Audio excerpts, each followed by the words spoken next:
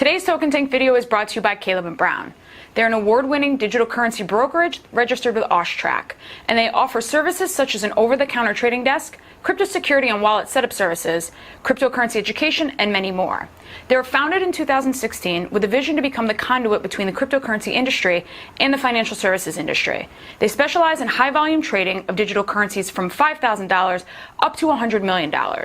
Caleb & Brown services customers globally and is the only Australian-based brokerage that enables same-day trading of up to $2 million in purchases in most major fiat currencies. Head over to Caleb & Brown for special discounts and a free consultation for Token Tank viewers.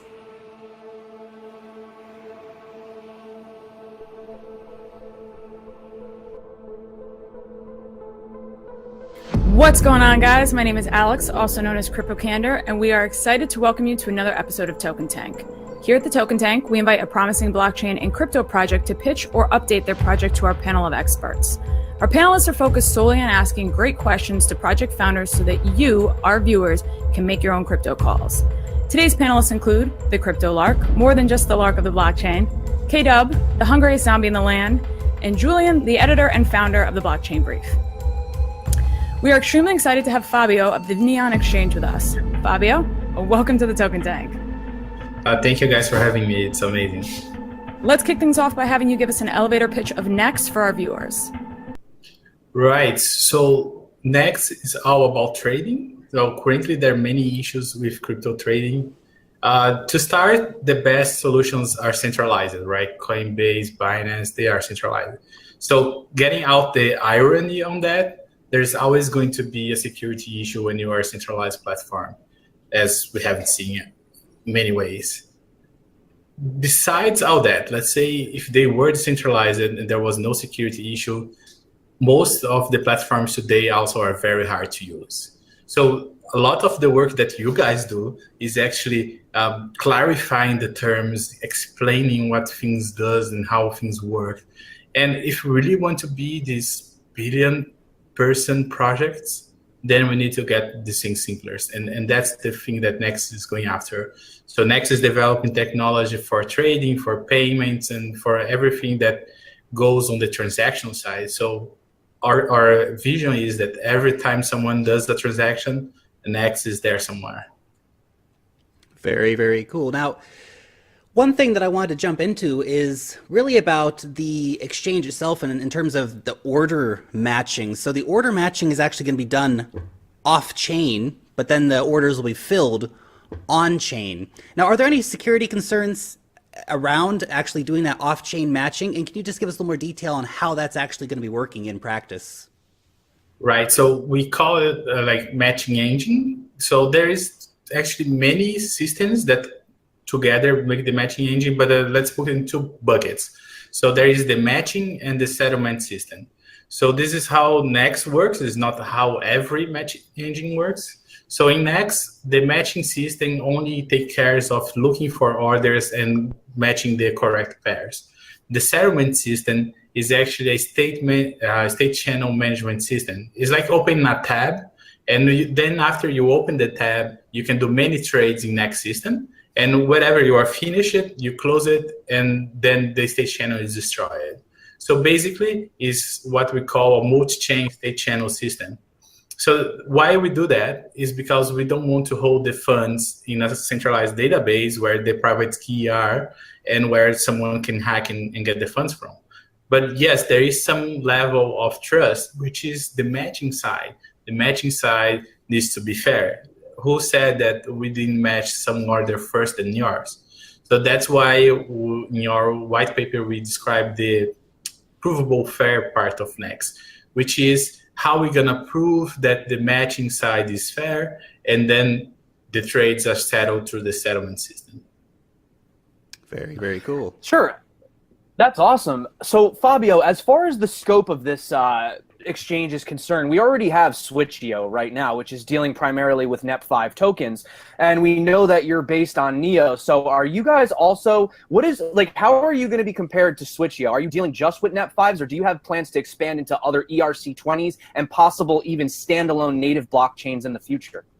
And Bitcoin. Right. Sure. So to start, NEX is multi-chain from the beginning. So the system I just described, the matching engine, it works with many chains. It's a state channel manager. So we are launching with Ethereum and NEO. These are the biggest platforms right now. They have the most projects, regardless of the issues they have. But the idea here is that the NEX business should not be dependent of any chain. And for the user using NEX, he shouldn't actually know the chains at all. He should just be using the system. And the price of the token of the platform should reflect the state of the platform. We do have a special care for NEO, as I said, as people know, we are from the NEO community. So we will do whatever we can to make it a success, but NEX itself is not tied to it. So are you concerned that the long-term success of NEO will affect the exchange? Is there any dependence on NEO in general?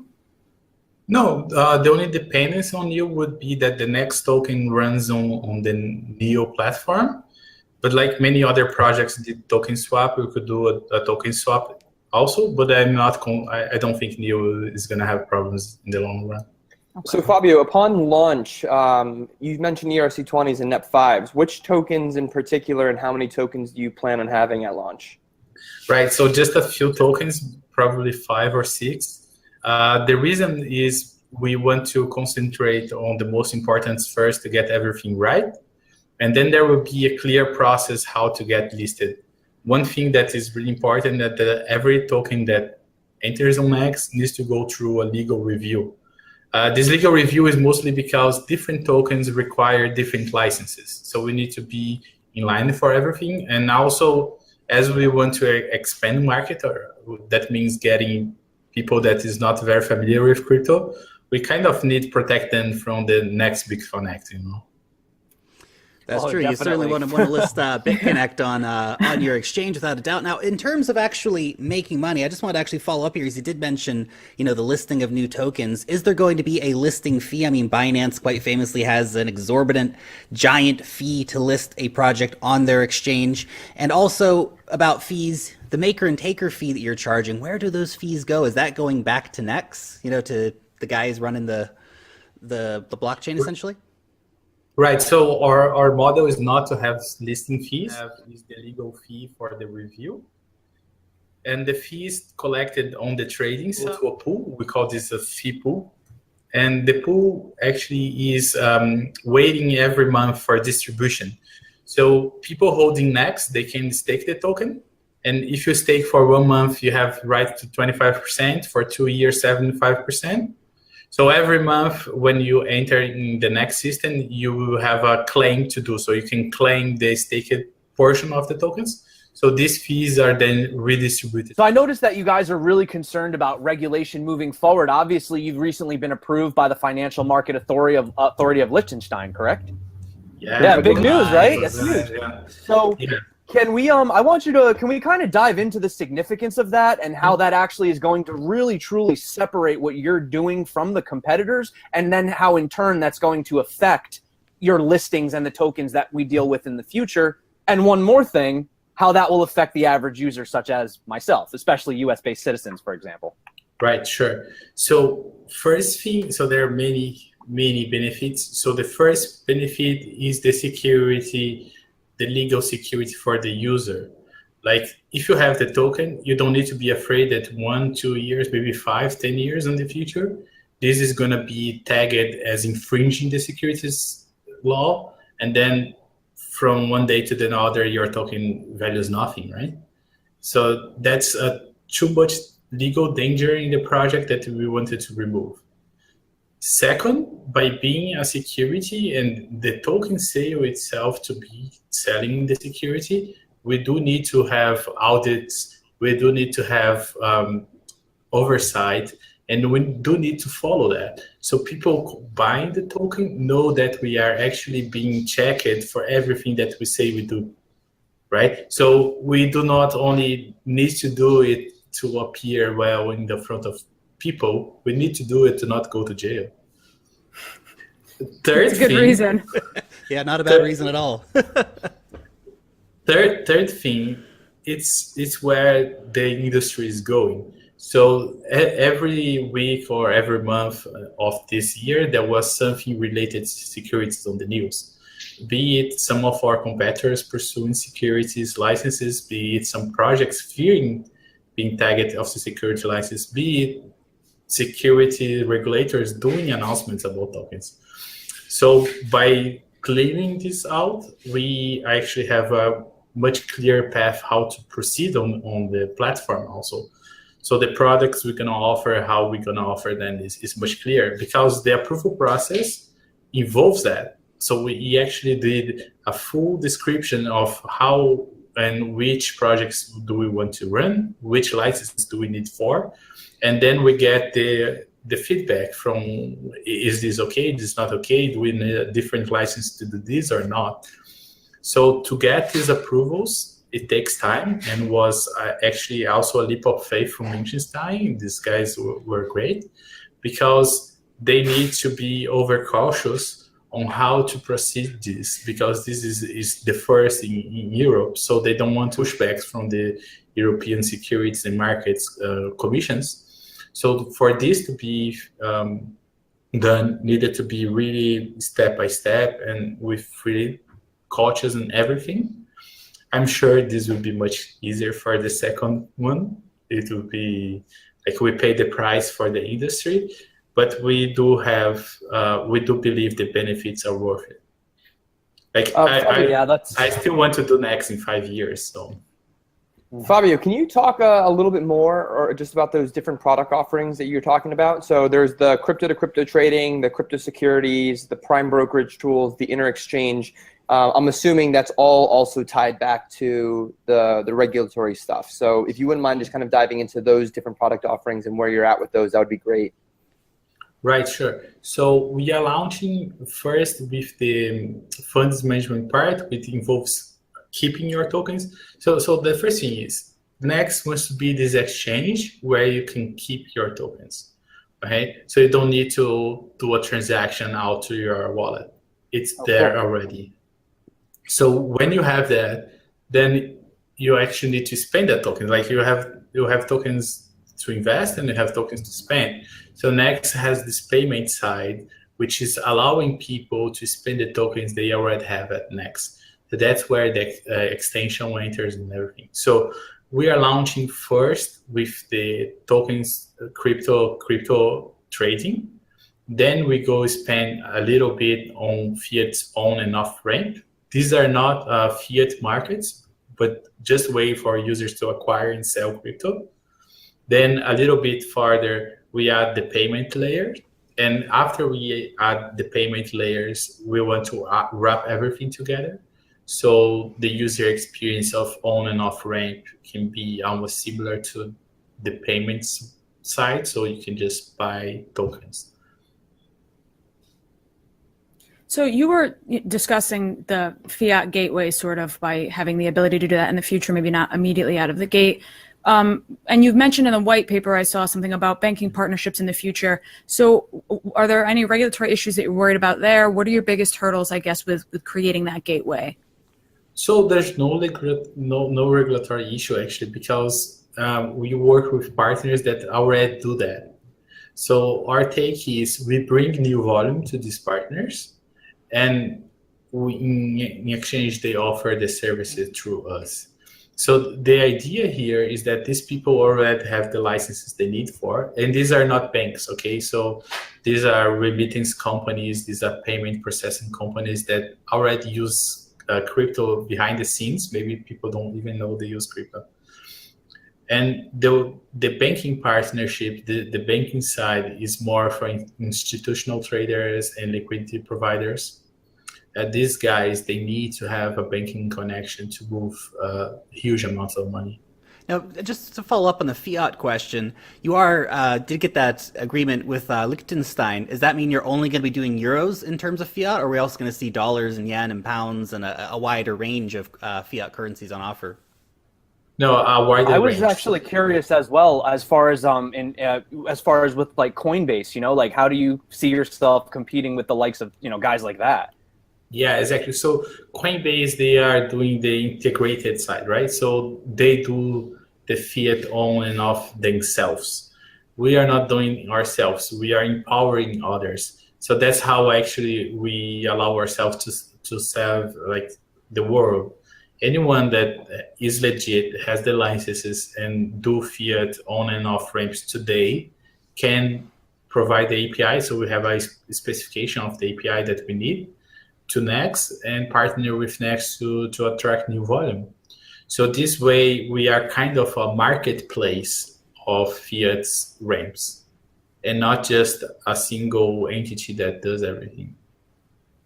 That's the So idea Fabio, behind a I'd love, decentralized exchange. Go ahead, Julian. Exactly. Fabio, Because we are decentralized, so we cannot do the fiat side either way. so Fabio, I'd love to have you dive in a little bit more on the liquidity side, just because I think, I mean, as you know, and I think all of us know, DEXs notoriously have low liquidity. So Great question. on your guys' end, how do you plan on addressing that? Right. So first, it's not only DEXs, right? 90% of the exchanges have bad liquidity. Touche. So I don't think it's only being a DEX that's the issue. So we have many plans. The first one is being the best user experience for all the users. And when I say all the users, it's not only retail, but high frequency traders, institutional liquidity providers, they also need to have a great user experience. And the plan B is to have the best user experience for all the payments side. So the users doing and receiving payments. And the third plan is to have the best user experience for the fiat on and off ramps.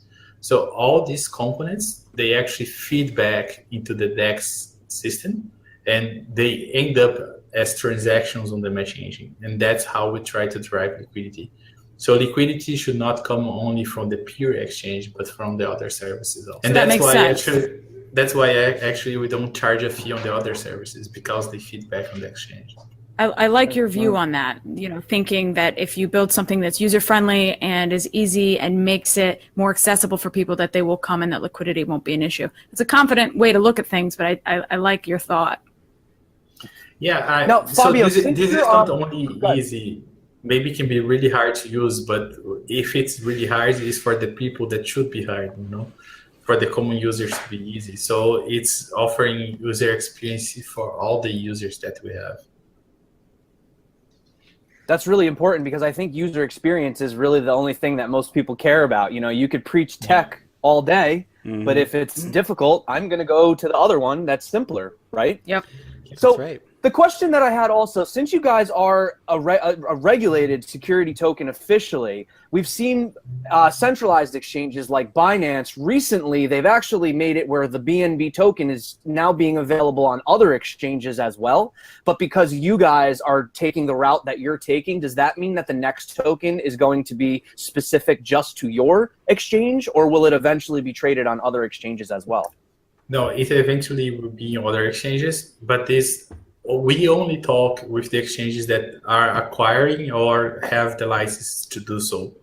So unfortunately, none of these players have launched it yet, as you guys would probably be already knowing. But the ones that do not have the license, we are not pursuing that. Of course, it's blockchain. We cannot block them to adding the token itself, but people will be trading OTC right off the gate.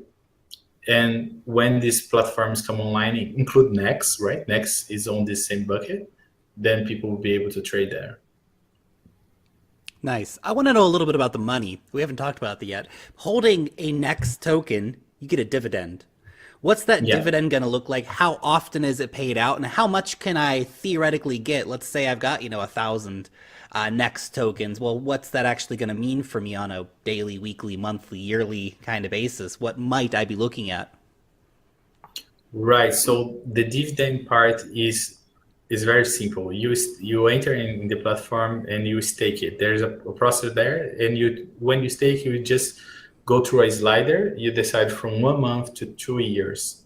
If you put 1 month, you receive 25% of the fees, and if you go to 2 years, you receive 75% of the fees. So these are the fees we talked before. But the idea here is that the fees goes to the users. And how much is that is totally dependent on volume. So if you are a NEX holder, you should bring volume to us because you're going to benefit on that. So what other go-to-market strategies do you have to sort of build out more of that user adoption and more liquidity onto the platform? So we have many ideas, and we just want to watch the competition struggle while we work on that. Any of those ideas that you can Any share? of those that you're privy to share? Not right now. Well, if we could, if we can't talk about that, that's fine. I'm always down for a good surprise. I wanted to just ask one more question in regards to what Lark was talking with the token. So you explained the staking model. Is the token purely designed just for staking, or does it also have some sort of a voting governance right that comes along with holding the NEX as well? Right. So no, it does not have the voting rights that comes with it. It's designed pure for dividends, but we do gonna work on the community side. So if you have a stake in NEX, you should have some kind of say. So these people will help us on which coins we should list, how we should approach something. So there will be for sure a NEX community that these people will be part of. So and that's something that you really have to worry about. Well, sorry, Alex, a little time delay on my end, but I just wanted to say too, we've seen so much manipulation with the Binance voting systems. You know, you'll see coins last minute just getting pumped out of nowhere. People say it's unfair. What's the point? If you do choose to do a type of community voting system, have you considered these types of manipulations with the votes? Yeah, of course. So that's why I say NEX holder and they will have a say. So again, they cannot choose because these projects need to go through review, regardless of if the community wants or not. If they are not a proper project from the legal side, we cannot do anything, right? But we do want to hear back. So it's a feedback mechanism. And I do not think having people pay to vote and is a good mechanic, you know. As you said, it don't seem to be working. So my favorite question, which I actually saw a lot on Twitter when I told them that we were going to have you guys on the Token Tank, I see that you released your the NEX Alpha for the Google Chrome plugin, and that's going to work in unison with the exchange. Will there be hardware wallet support for the Ledger or the Trezor on that in the future? Right. So there's one issue here is that these solutions do not provide the technology that we need. So for NEX, we use a signing feature, which is very different. It's like how we ship the keys is different also. So we cannot actually use these hardware wallets as they are now, maybe in the future. The extension itself is one part of these products. It's mainly on the payment side, but you'll be able to access the platform without the extension also. You'll be able to log in it as you log in a normal centralized exchange. So the feeling NEX gives is quite familiar. So if you open the extension, it's actually almost the same. You have a username, password also. Mm-hmm. So, but you'll be able to do that on the website the same way without the extension. But the extension does allow you to interact with dApps and other things. So if you try the alpha that you said, the alpha itself is a dApp, right? When you have the extension, it enables the website and you do transactions and so on. Nice. Will you be offering mobile options as well? Because a lot of people, you know, it's complicated bringing your laptop around with you everywhere. So will you be looking into mobile opportunities as well? I mean, that's how a lot of people will probably in the future honestly use your exchange. Yes, for sure. 200%. Not this year because there's a lot of work and we are working with the best on that side also. But next year, you'll be seeing NEX Mobile. I want to follow up on a customer service question, actually. I mean, we know that one of the biggest things that a lot of exchanges have to deal with is actually, you know, going through the KYC, onboarding new customers. We saw back in December, basically every major exchange had to shut down onboarding new customers.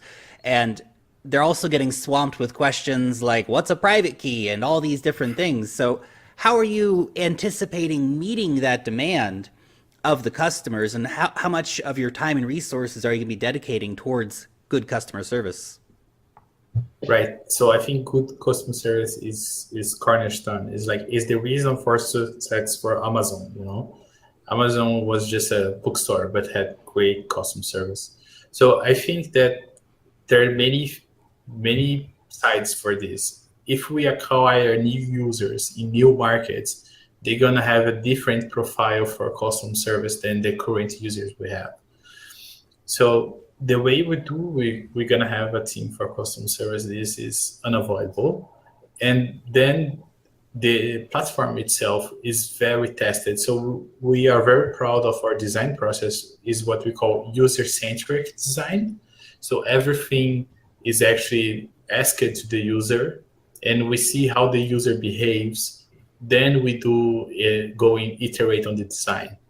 So this in itself helps solve a lot of these user issues, like understanding the platform.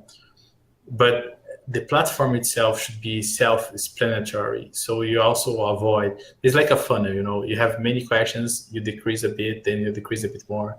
Then at the bottom, you have the team that does custom service. So, sorry, Julian, go ahead. Go ahead, floor is yours. As far as customer service goes, obviously, UI, you said, is very important, it being useful, being easy for people. So because that's such a priority for you guys, do you see IDEX or Ether Delta being a strong competition, or do you feel like you're going to be kind of in a league of your own? No, I think in the service they provide us is nothing like we are aiming for. So we are aiming for the Coinbases of life.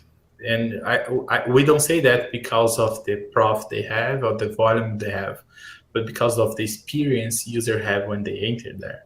So we want to be a better experience there. So why people, if you are to recommend today for a new user to join crypto and say, hey, you should buy this Bitcoin, what do you recommend? That should be next. You don't go today and say, hey, first time you're using, hey, use IDEX. That doesn't help. Yeah, no, that would not be a good recommendation. No. I have users that literally watch my channel that have been following me for months that still don't know how to use IDEX. So it's not simple for it needs the to be average easy. user. It Not needs at to be all. easy, and that's where any exchange is going to be able to win. How can you make it user friendly enough that my grandma can use it? Yep. Yeah, and I think it's fair. Is the proposal they are aiming for, and they have that niche, but that's not the niche that Nex is going after. Yeah. So Fabio, I wanted to shift the conversation a little bit. Usually this isn't my kind of question, but we've covered so much of the tech and how we're using the NEX token. I want to ask a little bit about your sale in particular. For example, we do have IDEX, which is up and running, and they didn't have a token sale, but you did. So, for example, what exactly do you guys plan on doing with these funds that you're raising? Right. So there's a lot of things. For example, if we want to operate in US trading security tokens, we need to acquire a broker-dealer license in US. So we need funds to acquire a broker-dealer license. If we want to do the same in Europe, in Korea, in Japan, we also need to do the same. So lots of these funds will go to this, which is not sexy stuff, and our other part is development. So we currently have 20 people on the exchange, which is less than I wanted, and we need to triple, quadruple the number of people to actually deliver on the promise that we have. So these funds go to pay people and to pay the legal and to pay the processes that we need to go through. Fabio, go ahead, Fabio. These processes, sometimes they are very cumbersome and so slow that you actually need to acquire another company that already has the license for, and it's very complex process. And this has been seen in our competitors itself, so they have gone through the same thing. So Fabio, now that you guys have secured the license from the FMA, what are some other things that just keep you up at night right now? Because I know that that was a very, very long, arduous process, and we didn't really have like a time horizon for it. So what's the next thing that sort of keeps you up, other than working all the time? Execution. We need to deliver. People expect us to deliver the best, and we need to deliver the best. That's why it's 1:30 and we are working. Got it. Very good. Well, guys, I think we have time for one more question before we have to sign off here. We touched on a lot of things, but we didn't really touch on the future. So, coming up, what partnerships are in the pipeline that you're allowed to talk about? I guess, what are the things that you're most excited about? And what do we have to look forward to, the end of this year, maybe Q1 of 2019? Right. So end of this year is the platform going live. Yeah, it's true. We finally going to announce some partners we have. And these involve like major VCs from US, Fiat providers, liquidity providers. So we have great people together with us, and everybody will know their names in just a couple of weeks. For the beginning of next year, I would say is still a lot of work on the exchange. So we want to refine it the best as we can. And then you will start to see our strategies to acquire new markets. So it will, 2018 is building and 2019 is growing. Fantastic. And when's the launch date? Launch date, yeah. Don't ask that. That's so hard. That's a sneaky question, Julian. Software development is very hard to predict times. So September is a quite important month for us. So we are finishing everything, the system is working, have tested, but now it starts the details, and sometimes the devil is on the details, right? So we are doing security review. We have great companies working with us that they do pen testing, look at the architecture and so on. After security review, we want to fine-tune things with the user. So we have a pool of testers, and they go through the interfaces and testing and seeing what the issues are. So let's say September, we have the base. Then from there, we fine-tune it and we launch when it is ready. So this is quite important, Julian. That's a great question, because we don't believe that should be a NEX version 2.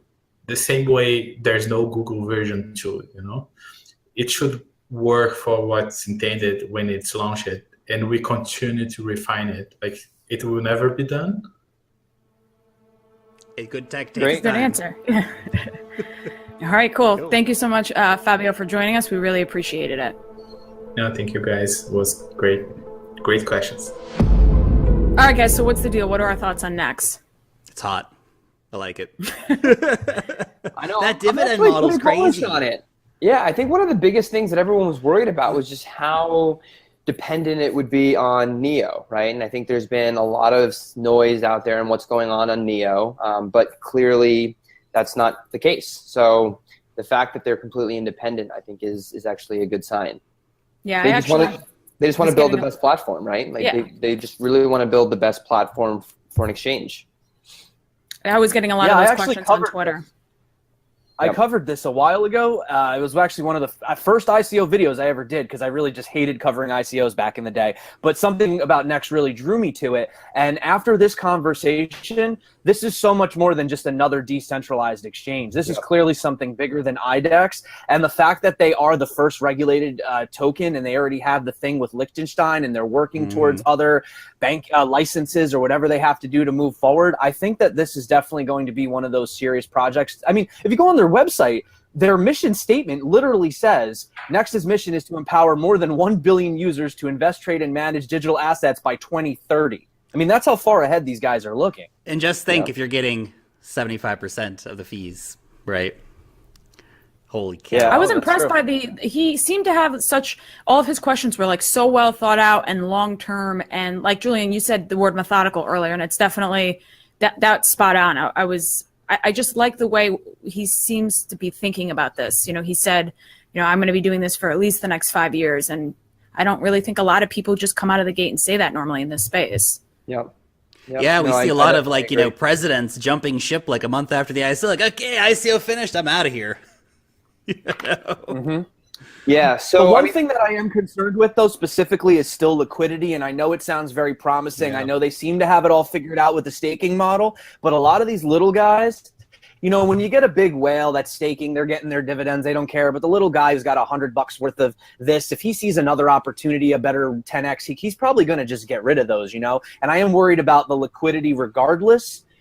But moving forward, they seem like they have a good mechanism in set to go for this. So hopefully, if they can tackle the liquidity issue, Yeah, that's think the that'll be real the- key. I mean, and his answer was kind of like, "We're just going to do it. It's going to be awesome." It's like, well, yeah, the actual proof will be in the pudding in terms of will you actually be able to provide that liquidity on your exchange and where everyone else has failed. Maybe they've been working with the right partners, getting all that right pieces put in, but let's see it in action, right? speaking of the partners, I'm excited to see who they are going to be. He was very, very mysterious about Cagey. that. I think the fact that he was, though, I feel like that means it's something good, but I don't want to get too excited too soon. So. I agree with you. I agree with you. All right. Thank you guys for joining us for another episode of the Token Tank. Please don't forget to like and subscribe and also leave your comments down below, and we will see everyone next week.